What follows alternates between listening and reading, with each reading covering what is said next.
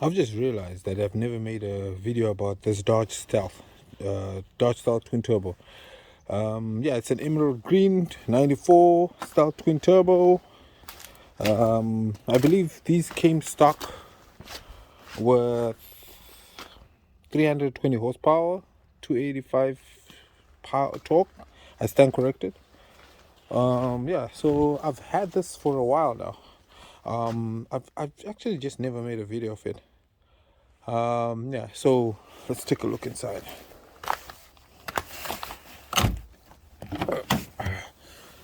Okay, so I've got my cord in here. Oh no, that's what happened.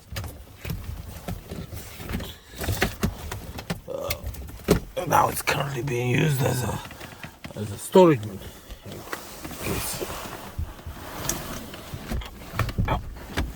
Okay. Yeah, so this car is pretty much stock. 101, about 190 clicks. Pretty much stocks. It's got this particular one. They'd stopped the pop-up headlights and now had this 6-speed instead of 5-speed, and yeah, yeah. So what's wrong with this car?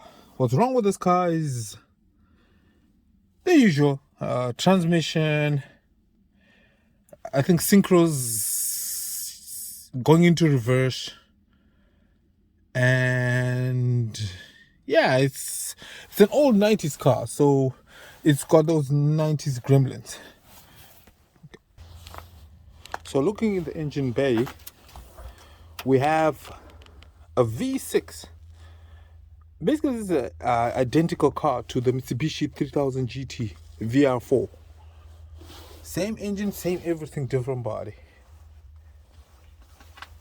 So yeah, so we have a V6, 24 valves, twin turbos, twin intercooled, I believe. And yeah, this thing gets up and goes. These are actually very underrated in fast cars. I remember watching Best Motoring one back in the day, and the VR4 actually did beat all the JDM cars, including the glorified Skyline GTR. Yeah, that version was called 3000 GT VR4 MR. I believe that's like a lightweight version. What really hindered these cars is because they had so much technology. So they had all-wheel drive, all-wheel steering, and with the 3000 GT they had active aero, meaning that the spoiler would come down and the wing at the back would move according to the speed, so for better aerodynamics and so forth.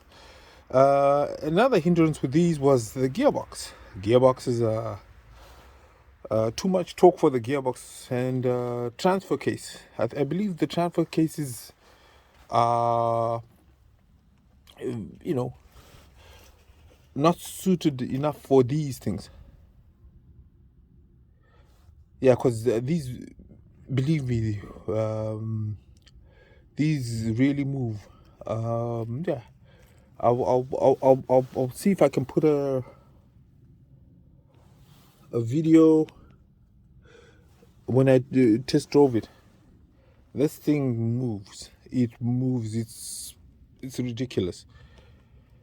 You're doing, I believe when it came from the factory, 0 to 60 was like 4.4 seconds. That's like Viper territory and stuff, the first gen and so forth. 4.4, and yeah, it just keeps pulling until I think limited to like 160 miles an hour or something. Yeah, this one needs a lot of work. That's what I've always loved these. I've always loved the 3000 GT and the VR4 and the Stealth. course, this is cheap horsepower. This is really fast and cheap horsepower. So you got your quad exhaust. I believe in the first gen you could adjust the sound, whether you wanted the sporty sound or let's see if we can start it actually. I'm actually sliding into the gear.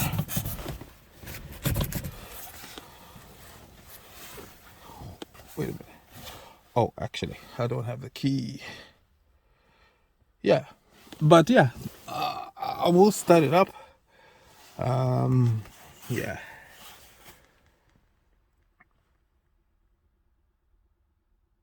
What is that noise? Something's going on with that COVID battery. Anyway, yeah, I just wanted to throw it in there. The reason is I didn't know if I'm going to keep this or if I'm going to sell it, because I think there's a whole bunch of cars I probably need to get rid of until I get a shop, until I get better storage for these cars, because definitely the snow is not good. And yeah, this is clean title, so clean title, runs and drives. The only thing is the clutch felt a little spongy. That's why I haven't driven it. That's why I'm probably not even starting right now. The clutch felt a little spongy. However, even with that, and then it's a struggle to get into reverse because of the synchros. With that being said, this is a nice car. This is nice, a little worn. I don't know why these 90s cars, this always happens to the gear. Yeah, but otherwise seats are okay. Drivers is a little worn on the balls there, as always. But 90s cars, yeah, 90s emerald green, weird color, but only like I think 400 were made of this car. That's how rare it is, and people actually don't know that. Yeah, really interesting cars, really interesting. Yeah,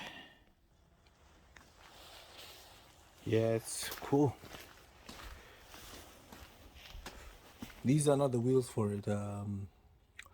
I should put on the 17s. I think these are 16s. Need new tires. I was actually debating whether to put on the stock wheels or to maybe I'll borrow these from the Z. These are 18s, and because this thing looks like it needs bigger wheels, maybe 22s or something. Yeah, so I'll see if I can get some 22s for the Z. Yeah, and then yeah.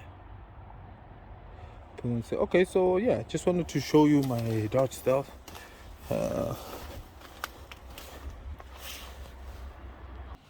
Okay, once again, got the key.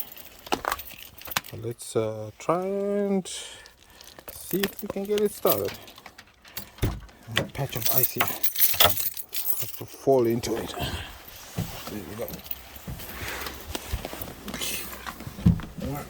Okay. Really?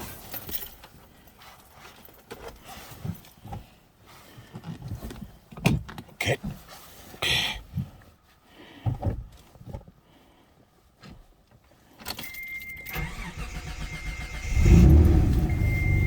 There we go.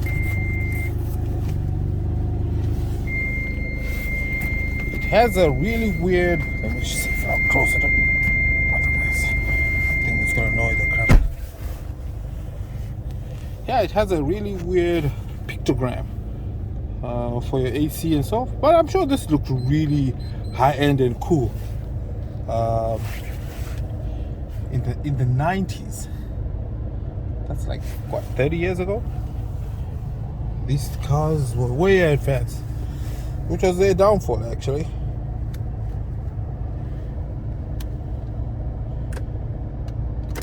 It had too much technology for the time. So they, you see, it's in sport mode, so you can change cruise control. You can put it into different modes. You can put it into touring mode. You can put it into sport mode.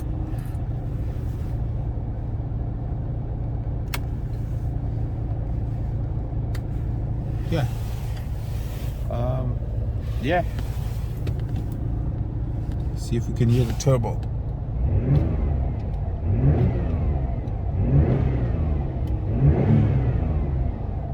Smooth, very smooth V6. Oh, and the other thing is, with this car, it also has one other problem that these cars always have, which is the annoying tick, lift, tick, tick, tick, tick, tick, tick, tick, you know. Yeah, it's got the original radio. See, yeah, that's the aerial.